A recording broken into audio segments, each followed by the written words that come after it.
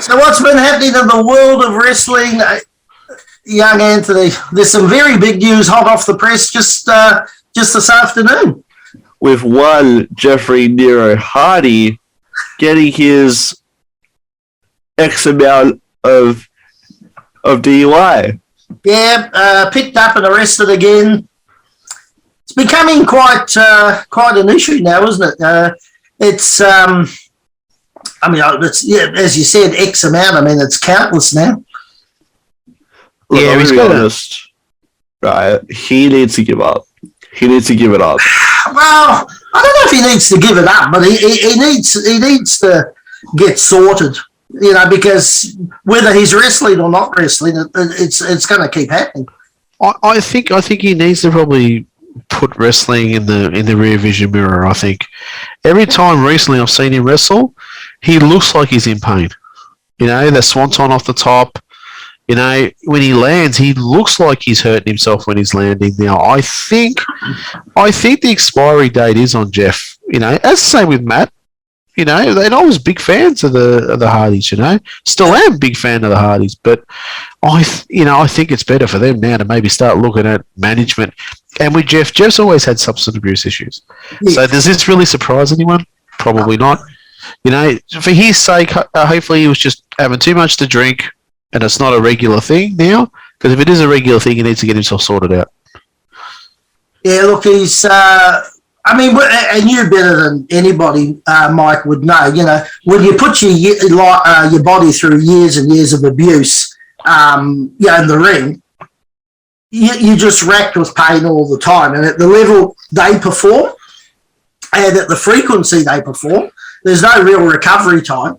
No, especially back when they were doing all the damage, like when they were wrestling, 300 or 350 days a year. I mean, TLC matches and all that sort of stuff, and some of the ridiculous moves off, tops of these massively high ladders and all sorts of stuff. I mean, it's not a machine. Even a machine breaks down.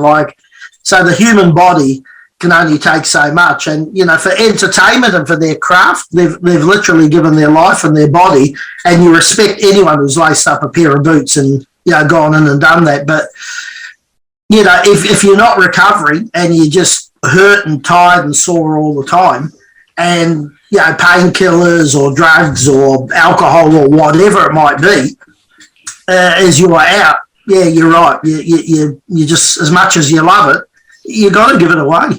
Yeah, and I do feel for both the Hardys because that's their full-time job. That's what they do for a living. That's what they do for a living. But there's an expiry date on everybody. There used to be an old saying I used to say with Jungle Cat and the rest of the boys was, there's only so many bumps in the Hessian bag, and once the Hessian bag is empty, then you break something. Yeah. And I think that they're very close to being at the end of the amount of bumps that are in the Hessian bag. And I think that for both their sakes, for me, I'm a big fan of Matt Hardy on the stick. He's great. If he's in the right motivated, in the right mood, he's good on the mic. Not so much Jeff, but Jeff could be given back. Imagine Jeff as a road manager or something like that, a producer or something. Something like that, giving you ideas and giving you advice. I mean, I think both of them need to move away from in-ring and go where they're both very strong at is the producing side and that kind of thing. I think because when I'm watching them lately, I've watched brief matches online of AEW with them both in it, and it's sad to watch. I mean, I'm feeling when he, especially when Jeff Hardy lands, and you see his look on his face, I'm feeling the pain for him. I'm going, oh my God, please don't do this anymore. And that's not a disrespect to how they wrestle; it's for their own sake. No. Wouldn't you been going? I mean, how long have they been going? Oh, I think it'd have to be at least that, wouldn't it? I reckon they were going. They started at 17 or 18 or something. I think there's stories of them. I could be wrong. I think there's stories of them getting picked up in the van for jobber work in the mid-90s. Yeah, so it's a long time. Long time. Could be close to 30 years of that nightly abuse on your body in the ring, and people will say, oh, but it's scripted and it's this and that. But okay, the outcome might be. But a bump's a bump. you can't fake gravity. That's the truth. No, of course. You know, and that's the reality of it. I mean, a lot of people do say, "Oh, wrestling's fake." It's not fake. It is disrespectful when you say that. Yeah. The outcome is pre-predicted, but you know, you're landing, you hit. Every time you hit the mat, it's like a 20. I think it's a 35 an hour kilometer car accident every time you bump and hit the mat. You know, I mean, as recently as last week with Cody Rhodes, I mean, you could see the injury. Yeah. You know, and we've been around. We've seen heaps of guys, and you more than anybody. The amount of stitches and broken bones and bumps, and you know, like it's massive what the guys take. Oh yeah, and there's some guys out there that you sort of say, well, how are you still doing this? You know, like how are you? You know, I mean, I tapped out and said that was it for me. You know, yeah, some of the guys that are currently wrestling locally, you say, so how are you still going? How are you still, you know, you must be more machine than man, you know, it's like that. I mean, some people will do it because they absolutely love it and they don't care how much it hurts. But if it starts affecting your personal life and your drinking, your well-being, I think it's time to give it up. It's like anything. Anything when it gets to that level is no longer a job or a passion or whatever, you know, which really worries me. I know I'm sort of going a wee bit off tangent, but you're seeing a lot more on social media, Anthony, as well, about like Ric Flair, you know, with this one match. And there's a photo of him in a T-shirt and shorts, sort of leaning over the top rope and saying, "This." I think the caption is, "This is my world," or something like that, you know. Yeah. And I know he hasn't wrestled for, 19 years or something, but then again, Stone Cold hadn't wrestled for 19 years either. That's very true. I think the style, like if we go back and say style that Mario Milano used and Dominic DeNucci and even George Julio and you know, the style wasn't high impact. It was still rough and tough, and you were going to get hurt and you ran into things and stuff like that. I think the current style, it's almost like football AFL now. Once you hit about 32 to 35, you're done. Because the body can't handle it. The joints can't handle it. Where the old time style, the old school style, guys were wrestling in their 50s and 60s regularly. Like Ric Flair will pull off a match in his 50s or 60s without a problem. You know, like 70s, he'll pull off that match without a doubt because he works an old school style. He's not coming off the top rope all the time. He's not. Well, you watch the Hardys; their whole offense was built around that kind of stuff. Yeah, it's a completely different. It'll be interesting to see how he goes. I actually think he'll be okay because he's obviously in very, very serious training. Yeah, and as you said, his style is not high impact in that regard. As you said, he's not going to come off the top rope. He's not going to do any of that. It's going to be more your ground-based wrestling, the holds, the chops. Yeah. You know, someone will hit him and he'll stand there and go down face first, but, you know. Yeah, and that kind of stuff, you can do that if you're fit and you're healthy and that kind of thing in 70. You see his arms like they're massive. Like he's in shape. He did say, though, look, I'm not silly enough to go out bare-chested. I will wear a T-shirt. Yeah. But he is still in... You know, he's in good shape, and I think he's in great shape in that. But I think he'll pull it off. I think he'll do all right. I think there was a lot of negative criticism about him doing it again. As long as it's a one-off, I think if he goes out there and he's going to try and I've done this match now, I'm going to do another 20. No, I think it cheapens what he's doing. But in this case here, it's a retirement match. Yeah, hopefully it is. But you know what wrestlers are like in retirement. Yeah. But you see, he's also come out and challenged Vince to a match a few days ago. He goes, I'll take the blade, I'll go face first. Vince doesn't have to do much, but we'll get in there one last time. I think he was talking about SummerSlam or something. Was it SummerSlam, Anthony? Or? Yeah, it was. Yeah. I think he could do it. I don't think Vince could. Well, Vince showed a little bit at, was it WrestleMania, but...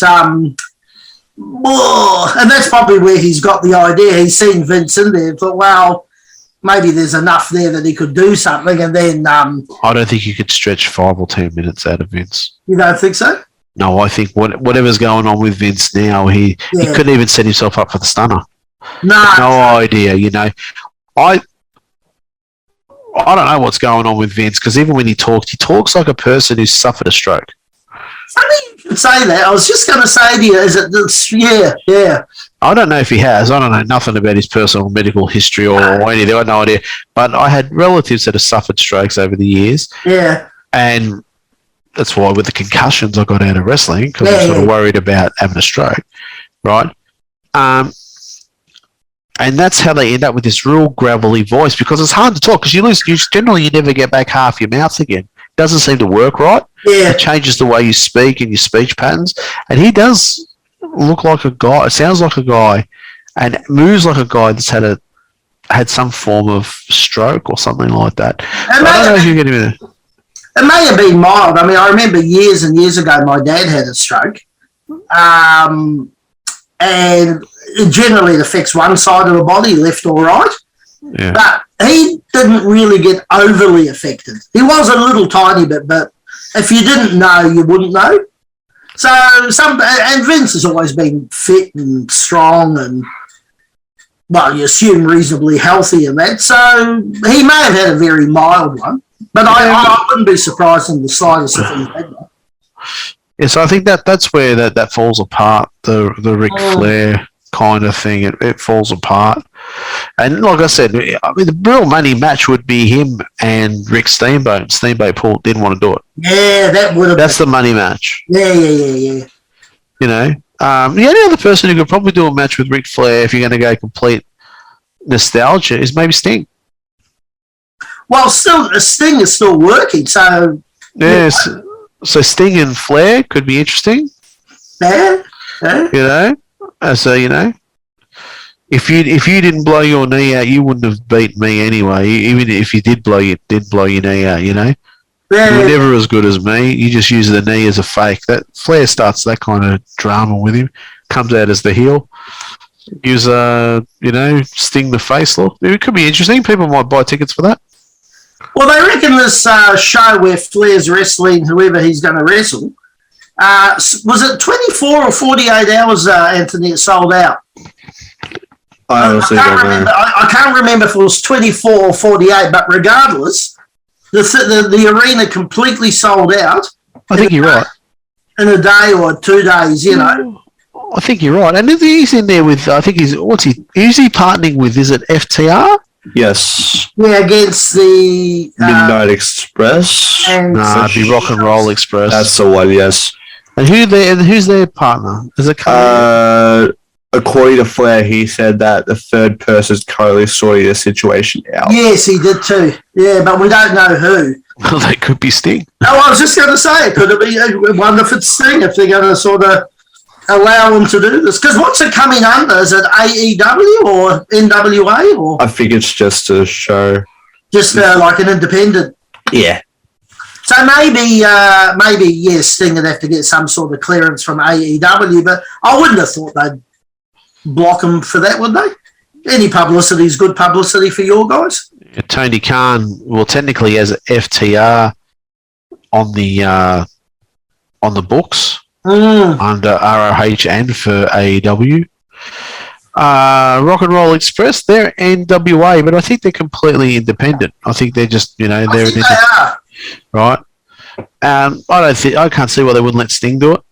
I wouldn't. If I was the promoter, I wouldn't have an issue. I would have thought it's good. Look, it's good for wrestling, number one, and number two, it's my guy that's going to be in one of the big focuses. So when I have his name on my posters, sort of thing, I wouldn't see any issue with it. No, but I think they're leaving it late though, because they've already sold out the building and haven't said who that person is. Yeah, true. So it's interesting. When is that? Do we know, Anthony? SummerSlam weekend. Oh, okay. So there's a bit of a while off, isn't it? Because what's that, August? July, the end of July, they've put it as... End of July. End of July. So what are we in now? June, the middle of June. Oh, yeah. So 6 weeks, thereabouts. Yeah. Because the next pay-per-view is... Money in the Bank. July 3, I think it is, Australian. Yeah, July 3 Australian time, which is a Sunday, July the 3rd, because they're doing it Saturday night over in America, their time. at the MGM Grand in Las Vegas. So, okay, interesting. I wonder if they're doing that on a Saturday night to counter this Flair thing then.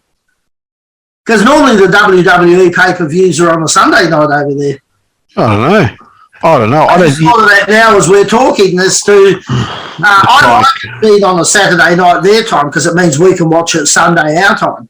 Yeah, that's right. Yeah. Sunday, but I wonder if that's been done then to counter the Flair thing. I think the cons just pretty much said, I think the cons just done a whole revamp and go, and we're just going to do it Saturday. I think they're just it could be when they could have got the arena too. You know, there might be something going on the Sunday. There'll be a lot of factors. Vegas might be a bit different on a Saturday night than a Sunday night. Maybe more chance of getting people on a Saturday night than a Sunday night because it's a transitional audience. Yeah, true. Yeah, people coming in and leaving on the Sunday. Going back to work Monday. Yeah. So they sort of come in for the weekend or something. Yeah, if you were booking, you'd want to take that because a lot of those people are people from other places in California and that kind of thing to go there for a party weekend. Mm-hmm. So it probably makes sense doing it on a Saturday night.